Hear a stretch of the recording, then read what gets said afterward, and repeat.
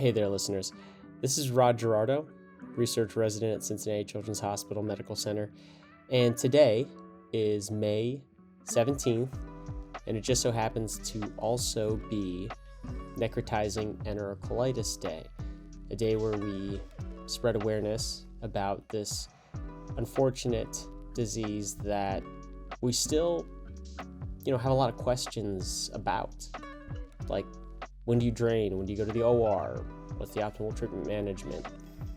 And while a lot has changed since Todd sat down with Dr. Gail Besner in 2017 to talk about neck, we thought today might be a good day to bring this conversation back up again and let you, the listener, get a little bit more information about necrotizing enterocolitis. So, without further ado, here is Todd and Dr. Gail Besner.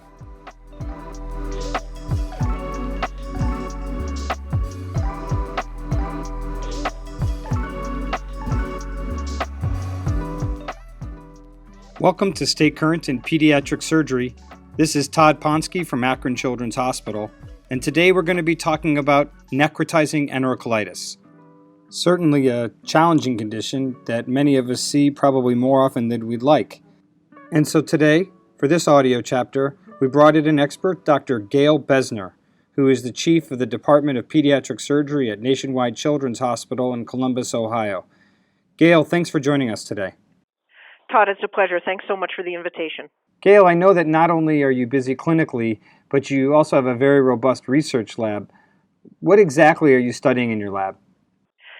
So we're very interested in determining novel therapeutic strategies for intestinal injury, and we're particularly interested in necrotizing enterocolitis because, as you can imagine, as pediatric surgeons, we face this on a very frequent basis in the neonatal intensive care unit. And it's so particularly frustrating because the reality is that despite 6 decades of research, we really don't know exactly what causes neck, and we still are quite some ways from finding an absolute cure for the disease. So I have dedicated my academic career towards necrotizing enterocolitis research in the hopes of finding something that can prevent this disease from occurring in babies in the future. Yeah, and we all appreciate the work you're doing because we're eagerly awaiting more knowledge about how we should be treating some of these tough cases.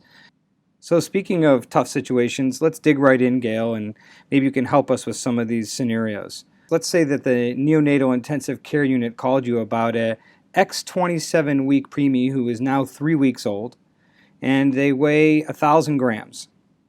The baby, after being fed, started having some abdominal distension, and the nurse noticed some increased gastric residuals. They also noticed that the baby had bloody stool. Just before they called you, they obtained an abdominal X-ray, which showed some questionable pneumatosis, but no free air. Tell us how you would start off by evaluating and treating this patient. So this is not an uncommon scenario for patients that we actually get consulted on in the neonatal intensive care unit. So we all really have to know how to approach this particular patient population. And as you and I know, these patients are extremely vulnerable. The fact that the baby has documented pneumatosis on X-ray certainly points to the problem being in the abdomen. And it's our job to figure out what the differential diagnosis is. So like with any patient, we're going to start with a good history. Hopefully there are caregivers around that will, give us the history of what the feeding regimen has been for the baby, because I think you mentioned that the baby is 3 weeks old now, what medications the baby has been on, because certain medications, as you know, might predispose the baby towards getting necrotizing enterocolitis, particularly the administration of indomethacin. So we want to get a good history. So indomethacin not only predisposes babies to an isolated ileal perforation, but also to necrotizing enterocolitis. Is that correct? Yes, correct. Okay, great.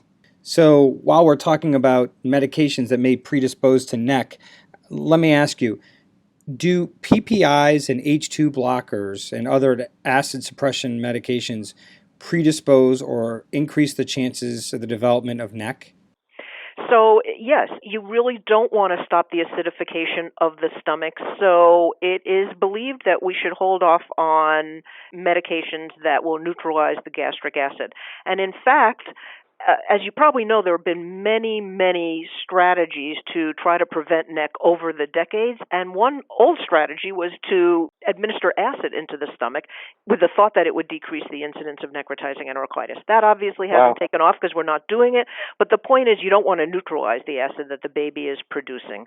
So, yes, I think that that's true. Okay, great. Thanks for clarifying that. So back to this case. So you've taken a complete history. Now what? And, of course, we want to do a detailed physical exam. So we're going to examine the whole entire baby, but we want to pay particular attention to the abdominal examination and also the scrotal examination in a boy, because if you have intestinal contents leaking into your abdomen, then sometimes you can get swelling and discoloration of the scrotum in these premature babies if they have a patent processus vaginalis as well.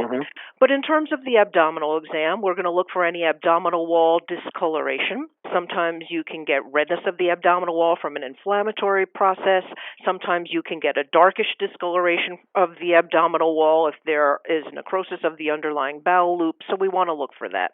We want to look for abdominal distension. That could be either due to dilated loops of intestine from the disease process itself, or it could be due to intestinal perforation with leakage of intestinal contents out of the intestinal loops, or it could just be inflammatory ascites. So we want to look for distension. We want to look for pain and tenderness. So you can, even if the baby is intubated, get a sense of whether there's tenderness to palpation of the abdomen on these little babies. And we certainly want to look for things like a palpable mass. We want to look for any evidence of peritonitis, as we would with any child or patient that we think has an intra-abdominal inflammatory process going on. So I think that, all those things are very important. And of course, look at any lab test that the patient may have already had.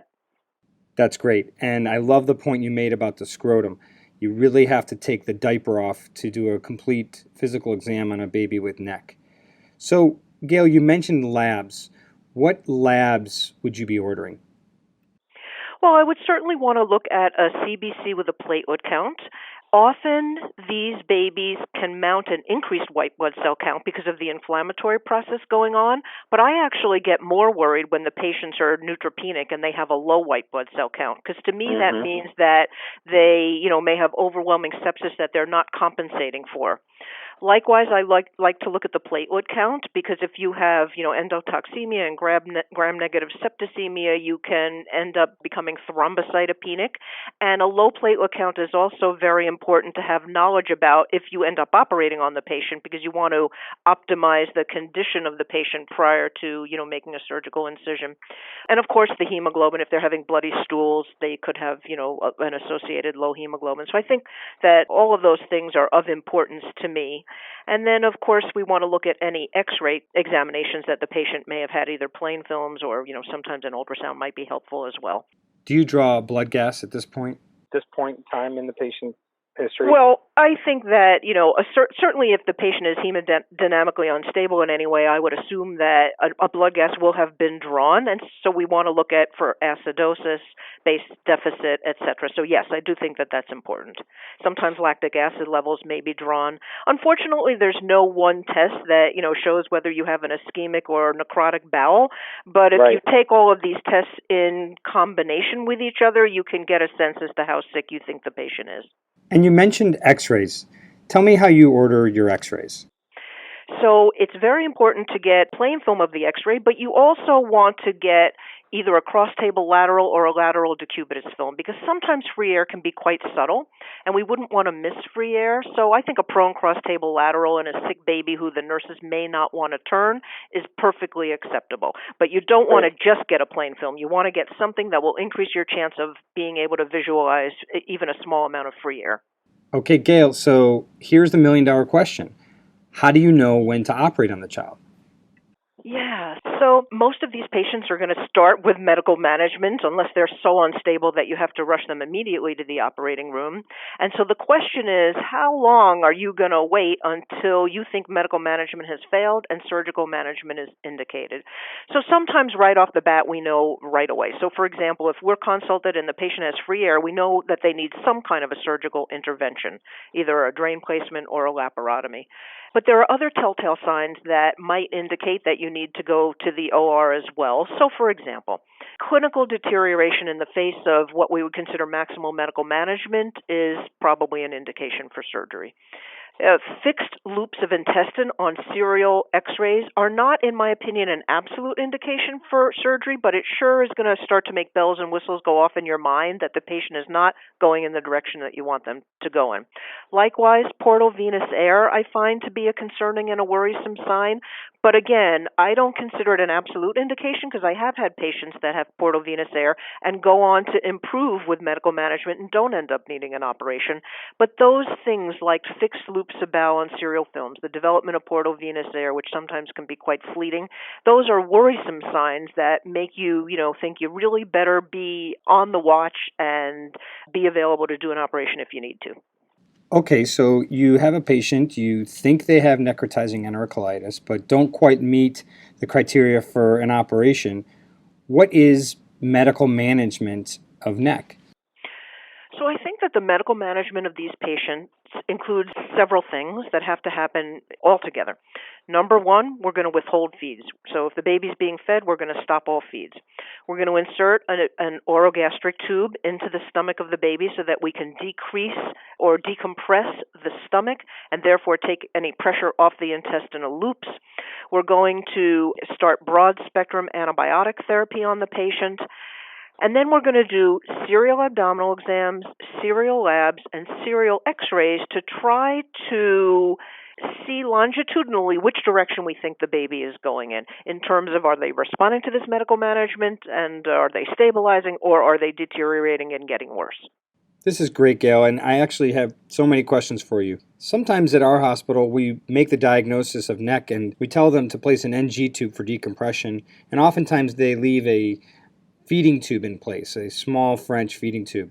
Is that adequate, or do you ask them to replace it with a larger caliber Salem sump or a Replogal? So we have the same observation. That can absolutely happen. And unfortunately, those tiny little feeding tubes, as nice as they are for feeding, are not good for gastric decompression. So yes, I would ask for the feeding tube to be removed and for an orogastric tube to be placed. And that way you'll get the best decompression that you can possibly get. Okay, great. So next question. You mentioned antibiotics. Any particular antibiotic regimen that you like, or as long as it's broad spectrum, it's okay? So I think if it's broad coverage, if it's okay, but I believe that there's probably a tremendous amount of diversity amongst antibiotic regimens across the United States. And in fact, with one of the NEC groups that I'm currently associated with, we're about to do a national survey of what antibiotics are administered to babies like this, and I think that we're going to be shocked because I don't think that there's a right or a wrong answer, and I think that maybe it depends on the bacterial colonization of your intensive care unit environment, and I think that we're going to see a huge diversity amongst antibiotic regimens. So I think broad-spectrum antibiotics are critical. Some nurseries, I do believe, probably use antifungal agents as well, but antibiotics are the mainstay. Okay, next question. Relating to abdominal X-rays. I know that at some institutions, they like to get X-rays at a regular routine interval, and other places only get X-rays if there's a change in clinical status. What do you guys do there at Nationwide Children's? Well, I don't know that there's a right or a wrong answer, but we do get them at intervals, and it makes no sense to get them too frequently, but I wouldn't want to wait 12 or 24 hours before the next set of X-rays. So I think at least, every 8 hours makes sense to me, and that's what, I would write for in this type of a patient. Okay, so if you have a patient that has necrotizing enterocolitis, but they haven't met criteria for surgery, and so you've decided to treat them medically with NPO, OG or NG decompression, and antibiotics, how long do you keep them on that medical NEC watch until you start feeding them? I would say at least a week to 10 days. I would probably feel more comfortable with a week and a half. And then, again, you're going to start very, very slowly and work the baby up on their feeds and then see how they respond to that. Because remember that some of these babies have repeated episodes of necrotizing enterocolitis. And even if you have only one episode of necrotizing enterocolitis and you're eventually fed, if you're not tolerating those feeds, you have to think in the back of your mind as to whether the baby might have developed a complication from their medical neck, namely stricture formation, which typically when these babies get it usually occurs in the colon, usually occurs in the left colon near the splenic flexure, but really could occur anywhere. So you have to worry about stricture formation in the baby post-neck who's not tolerating their feeds well. Okay, so I think you just answered my next question. So that if you suspect a stricture, do you routinely start with a contrast enema, or do you go to an upper GI with small bowel follow-through first? I like to discuss these things with the radiologist beforehand, but if I had to choose, I would start with a contrast enema and then do the upper GI small bowel follow-through. Because if you do it the other way around, you're going to be waiting a long time for that contrast to, work its way all the way out of the small bowel, especially if the patient is partially obstructed, and it might just be easier to start with the contrast from below, especially because by the odds, the strictures are more common in the colon after medical neck. Okay, great. So now back to this patient who has no absolute indication for surgery. There's no free air. And they've been treated medically. They have good NG decompression and broad-spectrum antibiotics. But here's the million-dollar question. Without an absolute indication, how do you know when to operate on these patients? I know that in my practice I have a rule of three. If there's about three relative indications, that's usually the time that I would say it's time to operate. What do you use as a guide to when to operate on patients who don't have an absolute indication for surgery? So I think your observation about a multitude and a summation of some of these soft signs is very useful, but I still believe that it's a matter of serial abdominal exams. I think it's very hard, if you just examine the baby once and think that you know what to do or what the right answer is, but I do think that serial abdominal exams are important. And if you see worsening distension, worsening, signs of peritoneal irritation, hemodynamic instability with increasing needs for pressor support, renal shutdown with no urine production, it starts to build up, and it's like building blocks. And if you have, A, B, and C, it's time to think about surgery. Irrespective of whether you have a hard indication, I think it becomes obvious as you watch the patient over a period of time. Okay, so Gail, now this patient, who again is about 1,000 grams, X27-week preemie, just isn't quite doing that well with medical management. He's worsening. His abdomen is becoming more distended. He's got abdominal wall erythema. He has a dropping pH and dropping platelets. He has fixed loops of bowel on his X-ray and portal venous air. So you're thinking he might need to go to the operating room. Tell me what's going through your head about how do you prepare the patient for surgery and exactly what you might be doing in the operating room. So I think that you're at the point now where you have to talk seriously about going to the operating room with the parents, because there are enough signs that point you towards surgical management with failure of medical management in this patient. And I think at this point, since we don't really know what the best therapy for these patients is, then I think it's fair to offer the parents a choice of procedures, because there are two different ways you can handle this patient. One is exploratory laparotomy, as you know, and the other is placement of a peritoneal drain. And I wish that we were so smart that we knew which is better for these patients. And I think that in the next year or so, we will have a very good sense of that with the result of the ongoing NEST trial, Necrotizing Enterocolitis surgery trial, that is concluding now. I think a year or two from now, we'll have a much better idea as to which procedure is better. But if you just look at things like mortality, the difference in mortality between these two surgical options is pretty much indecipherable from each other. So whichever procedure you choose, the chance of the baby surviving is about the same, and the chance of the baby not surviving is about the same. So there are two surgical options that one could undertake in this example. I just came back from a neck conference in London, and I polled the audience to see what % of the surgeons there do peritoneal drainage versus laparotomy, and 100% of the surgeons do a laparotomy, and no one puts in a drain in Europe, which I thought was just fascinating. Yeah, the drain, no drain thing seems to be a moving target. I know that I used to put in a lot more drains than I do now. I seem to go more towards laparotomy than I used to. Tell me, what are the downsides to putting in a drain?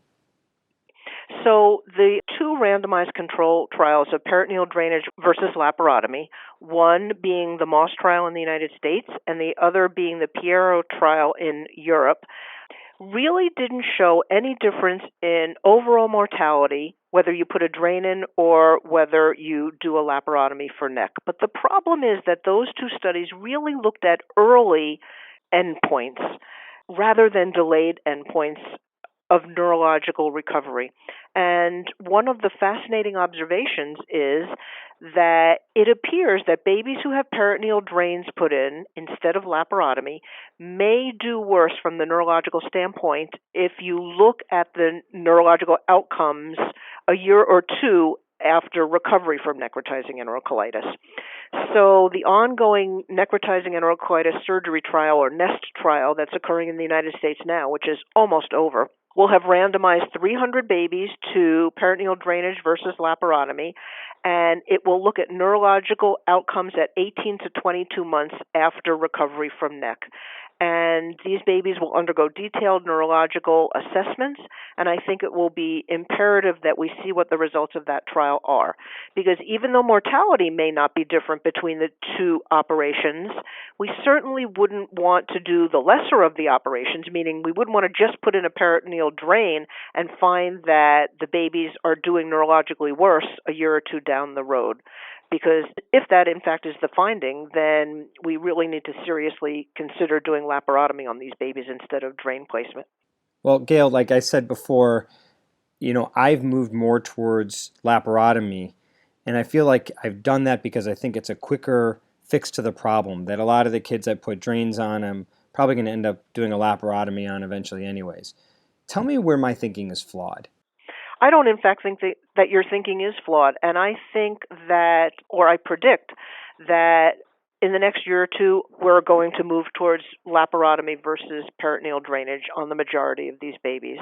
We could all be wrong, but I suspect that neurological outcomes is going to be better in babies who have undergone laparotomy with removal of all of that inflammatory necrotic tissue. Because when you see what we leave in sometimes by putting in a peritoneal drain, it's just inconceivable to think that the baby could get over that insult.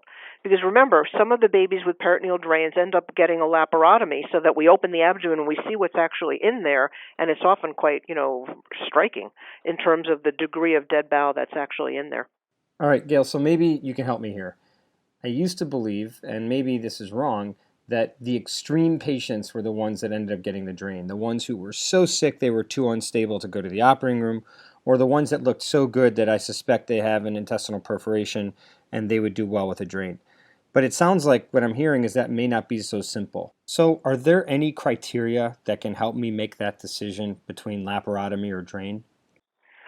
So unfortunately, there aren't criteria that are going to help you make that decision.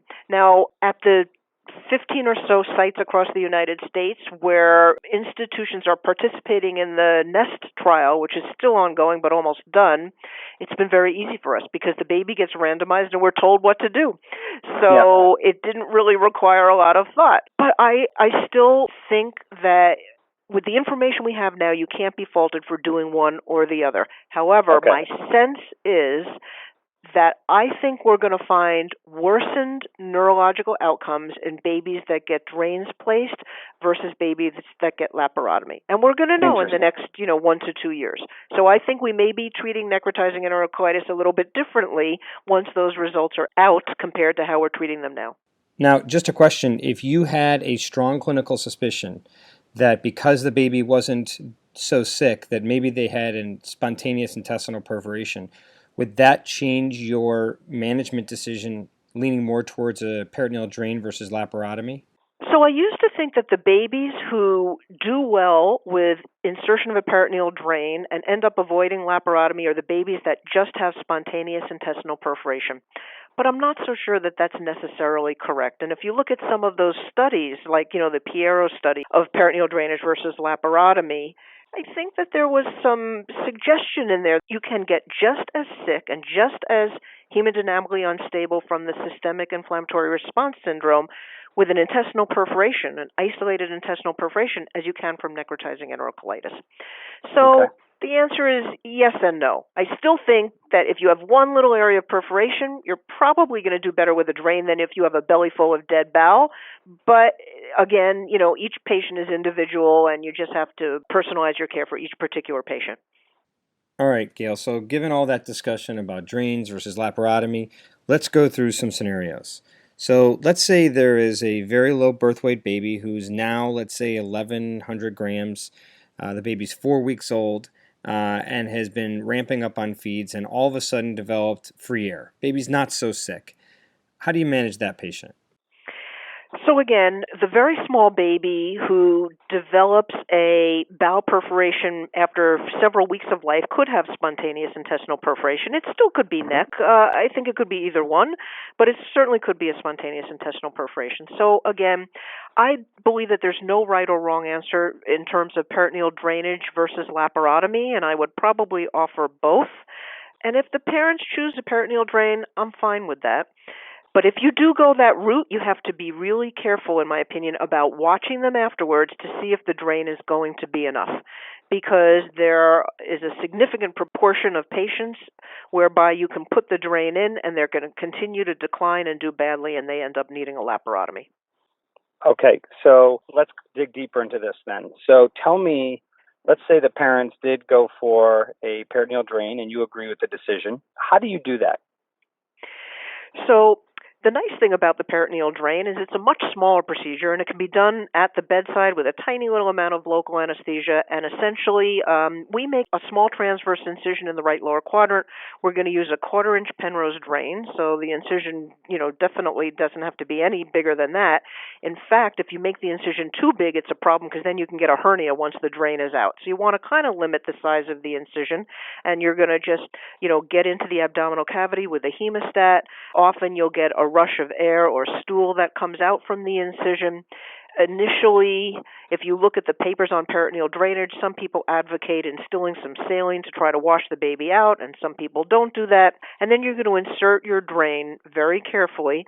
And if you look at the pictures, for instance, that are in the Moss paper of peritoneal drainage versus laparotomy, they show a picture of the little plastic drain curving around to all 4 quadrants of the abdomen. And I think that's a really hard thing to achieve because you're putting it in blindly, and really, who knows where it's going? I think the thing is, pass it several times. Don't force anything because you don't want to make anything bleed. And, as much as you can get in gently, that's fine.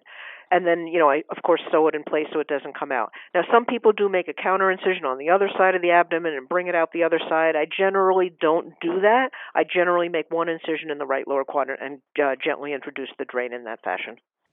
Thanks, Gail. For what seems like it could be a pretty simple procedure, there's quite a bit of variation on placing a drain. As you mentioned, some people split the drain, some people make a counter incision, some people irrigate. I actually do irrigate, and I do that to keep the drain patent, but it sounds like you don't feel there's a need for that. I think that's fine to squirt saline in there. I have no problem with that. I don't think that, if there's stool everywhere, you're probably not going to do much really doing that, but I think a little gentle irrigation is fine. Okay, so let's take the scenario that you place the peritoneal drain and the baby continues to produce stool from the drain for weeks and weeks. So let's say 2 weeks go by and you decide now it's time to just go to the operating room, convert over to laparotomy because the baby's not doing well. And you get into the operating room and it is just stuck and there's adhesions everywhere, and as you're going through, you're getting serosal tear after serosal tear and enterotomies. What do you do in this situation? So that's an incredibly challenging position to be in. And it probably results from the fact that you're unfortunately perhaps forced to operate at the wrong period of time when the inflammatory process in the abdomen is the absolute worst. And sometimes I think that one of the smartest decisions that a surgeon can make is to know when to get out and to stop. And if you're starting to get serosal tears and you're making the situation worse than it was originally, then it's time to get out. Now, maybe you can figure out where the proximal bowel is and give the patient a diverting stoma. That would be helpful. because then the area of perforation is controlled and it's diverted and you've done the baby some good. So that I would try to make a proximal stoma, but you just can't keep going because the more enterotomies you make and the more serosal tears and injuries you make, the worse it's going to be for the baby in the long run. Okay, so now let's take the scenario that the baby developed neck, you placed the drains, and the baby actually did quite well. Baby recovered, stopped putting stool out of the drain, and they look great. So now what do you do? So then you have to decide in your mind when you're going to start to advance the drain out, and I would probably do that over a period of several days rather than just immediately withdrawing it all at once. And perhaps you might want to start thinking about doing that at maybe 7 to 10 days after the operation. And every day I would just advance a little bit more out of the abdominal cavity until the drain is completely out. I wouldn't be too enthusiastic about doing that if there's continual leakage of stool out the drain site, which can happen, in which case I think you have to really try to figure out if there's, an ongoing area of leakage. And then you have to ask, there's also a difference of opinion as to whether you should get an upper GI small bowel follow-through before you take That was my drain question. out. Yeah. And some of my partners do, and some of us don't. And I don't think there's a right or a wrong answer, but I would certainly consider doing that if there's ongoing leakage of stool out of the drain site. Okay, but in your practice, if the baby's doing well, they're not leaking stool from the drain, you back out the drain, you just slowly start advancing feeds? We often do that, but if we do that, if we start feeds without a contrast study and they don't tolerate it, then I really feel compelled that I must get a contrast study just to make sure that everything is okay. Okay, now changing the scenario, let's say from the beginning, this same baby, you made the decision that rather than putting in a drain, you went towards laparotomy. Talk me through how you perform the operation, strategies you employ in this type of procedure, and then we'll go through some different scenarios. Sure.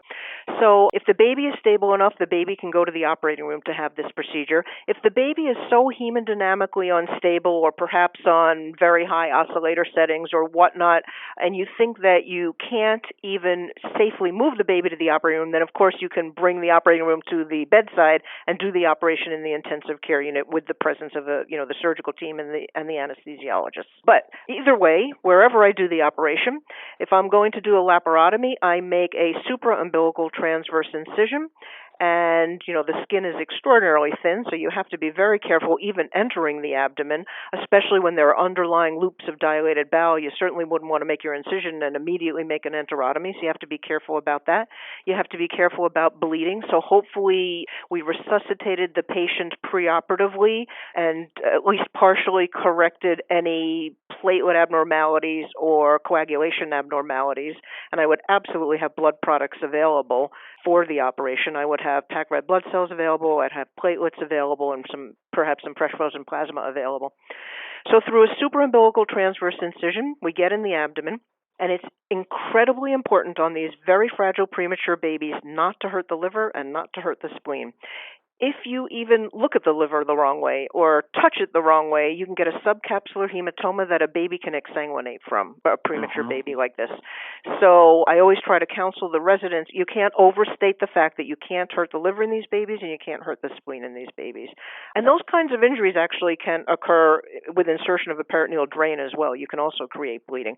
So you have to be very careful. And then, of course, you're going to assess the integrity of the intestines, and you're going to decide whether there are necrotic loops of bowel that need to be resected, and hopefully there'll also be some viable loops of bowel that will be able to be kept in. And you're going to determine then if the baby has necrotizing enterocolitis or spontaneous intestinal perforation. So if it's just one small localized area of perforation, that's SIP. If it's more diffuse disease with pneumatosis and involves, more than one tiny little area, then that's necrotizing enterocolitis. And I sometimes find the two hard to differentiate preoperatively. I've been fooled before thinking it's one and it turns out to be the other.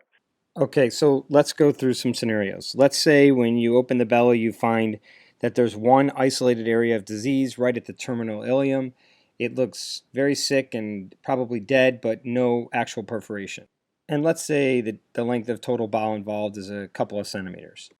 So that's the best case scenario that you can find, because this baby is going to lose a very limited length of intestine. There are places around the world where surgeons would resect that area of bowel and do a primary anastomosis, just put the kid back together, and Right. that would be the end of it. I think that we're less likely to do that in the United States, although I'm sure there are some surgeons who would do that. I err on the side of being a little bit cautious, and I usually make stomas in these patients because I'm just so worried about them not being able to heal their anastomosis. So I typically do a resection with a stoma and a mucus fistula on those patients. And then, I'll just close it when the patient is bigger, at least 2,000 grams, and once they're well and stable. Yeah, actually, that was the area of controversy that I wanted to bring up. I know a lot of people are talking about primary anastomosis. Like you, I still lean towards doing stomas.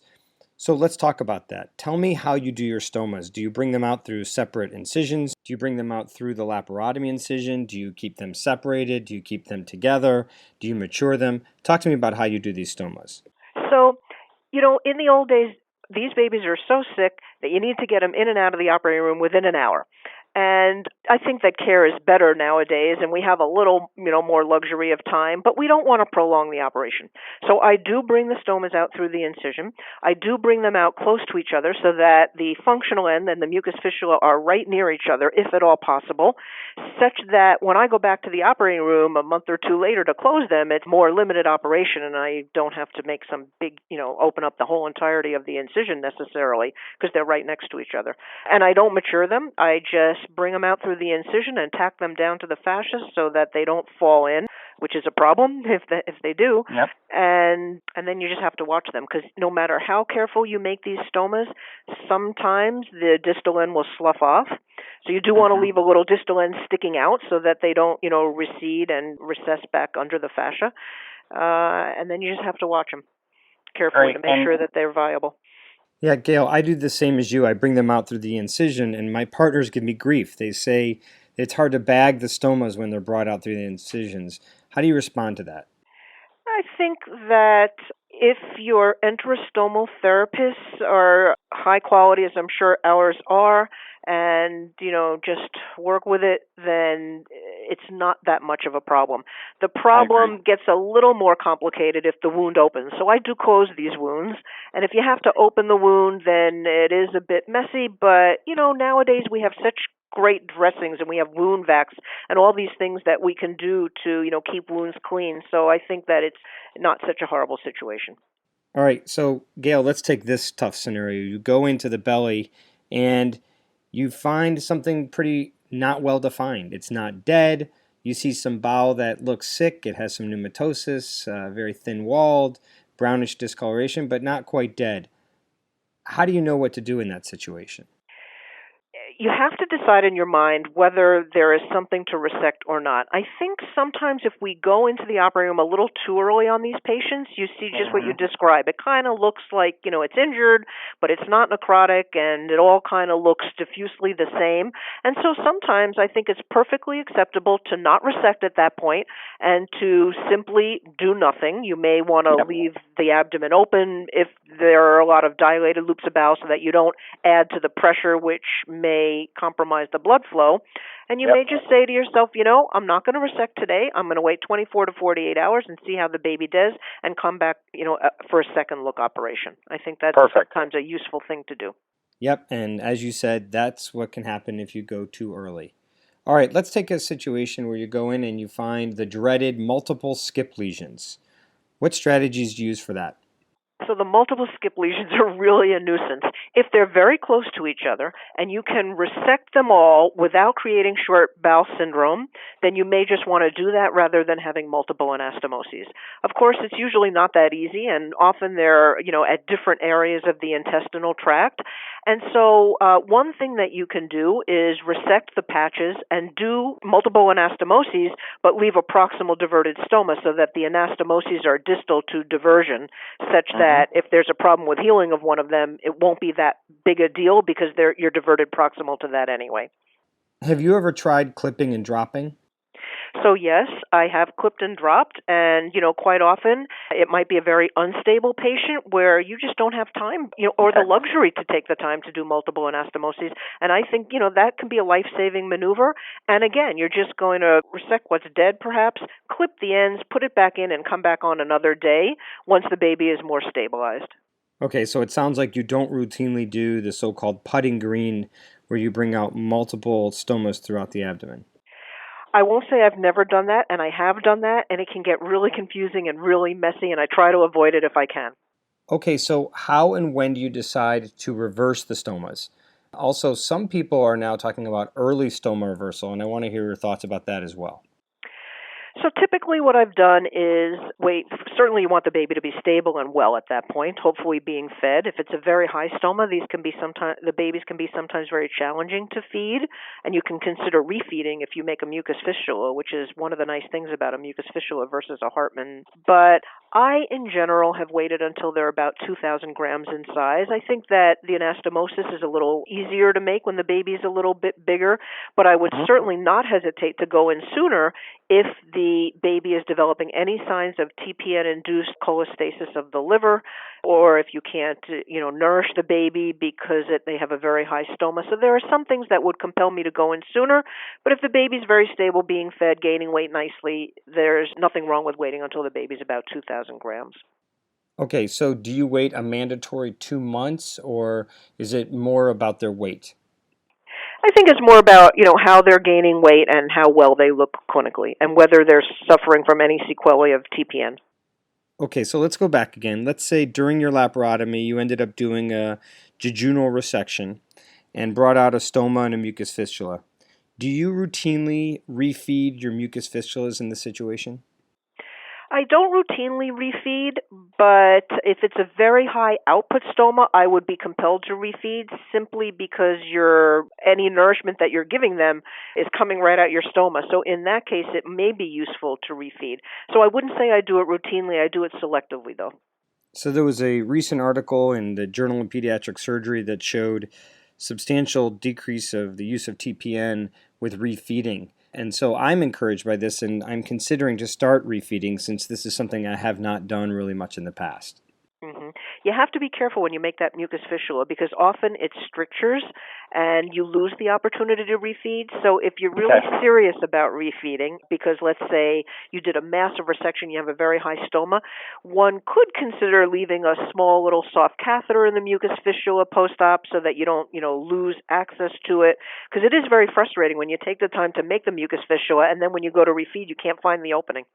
One trick that I was taught by my partner Oliver Soldis is to use the nipple of a bottle, tape it on the abdominal wall, and put the catheter through the nipple into the stoma, and it keeps it in place. I know people used to use that for gastrostomy tubes, and it's a nice little trick. All right, so let's go back again to change the scenario. When you went in to do your laparotomy, you actually found Necrotizing. So how do you manage that? So I think Necrotizing is one of the most tragic findings that one can find on exploratory laparotomy for a baby with necrotizing enterocolitis. And the chance of a baby who has true necrotizing enterocolitis totalis and who may undergo a resection, the chance of them living to be old enough to get what will probably end up being a small bowel liver transplant is really very close to zero. So I think this is the tragic case where you have to go out and talk to the parents and give them a very realistic understanding of what the situation is. And I think that if it's a very small premature baby, unfortunately, we just don't have the technology in this day and age to get that baby through this issue, through this devastating problem. So no one, I don't think, would be criticized for explaining to the parents the severity of the problem and just closing the abdomen and giving the baby comfort care. It's even more challenging if you have a full-term baby who has a similar problem from lateral rotation or something like that. But that's the one case scenario that we probably hate the most as a pediatric surgeon. What do you tell the parents? They say, well, I read about small bowel transplant. Is it possible my child could live long enough to get to the age where they could get a small bowel transplant? Yeah, I just think you have to be really realistic with them. And in my experience, the chance of that baby living through, the months to years of TPN that they're going to require is going to, irreversibly injure their liver. And even if they live to be big enough, the results of small bowel transplant are still suboptimal at this point. And I just, in general, think that's a no-win situation in my experience. All right, so let's take a totally different situation. Let's say that you were called about an 800-gram baby that developed acute onset of abdominal distension and was found to have pneumoperitoneum. And the baby's on jet ventilation and is hypotensive and is on pressors. What might be going on with this baby, and how do you approach this? One thing that we haven't touched on is you really do need to make sure that the problem is in the abdomen, and there is a very small subset of patients, not necessarily this patient, we'll get to this patient in a minute, but there are some patients who are premature, have horrible lung disease, get a pneumothorax, and the pneumothorax necessitates through the diaphragm into the abdomen, and you get consulted for free air. So just in the back of our minds, remember to make sure that the problem isn't in the chest and that the problem really is in the abdomen. But in this patient, you're suggesting that the problem really is in the abdomen. And this is a patient who is hemodynamically unstable, on pressors, etc.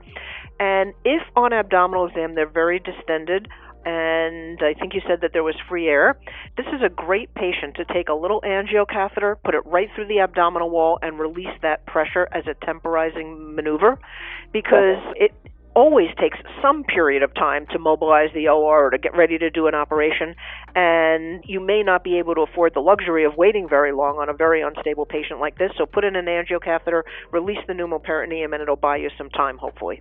Well, Gail, I have to tell you, this has been one of my favorite recordings that we've done. I love talking to you and hearing your thoughts on this very complicated issue, especially since it's something that we see so often and have very few answers about exactly what we should be doing. And we hope to maybe have you back again next year for an update when you get the results of the NEST trial. Thank you very much for doing this with us today.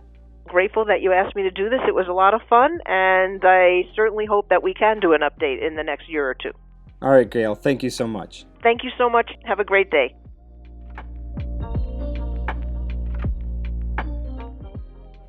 The results of the NEST trial were published. Actually, it was recently. It was in the fall of 2021. Interestingly enough, they actually found no overall difference in death or in neurodevelopmental impairment between the laparotomy group versus the drainage group. But for some reason, a preoperative diagnosis of necrotizing enterocolitis or an intestinal perforation did modify the impact of the initial treatment. Those neonates who were diagnosed with necrotizing enterocolitis actually had about a 20% decrease in their death rate. Now, I know there's a lot more to unpack with the NEST trial. A lot of questions were generated and there's more research to be done. But for now, today, on this Necrotizing Enterocolitis Day in 2022, I hope that you got something out of this podcast, that you learned something, or maybe this generated some good questions that you have. Feel free to follow us on social media, send us a message, ask us a question. We'd love to hear from you. But until then, I'm Rod Gerardo from Cincinnati Children's, and remember, knowledge should be free.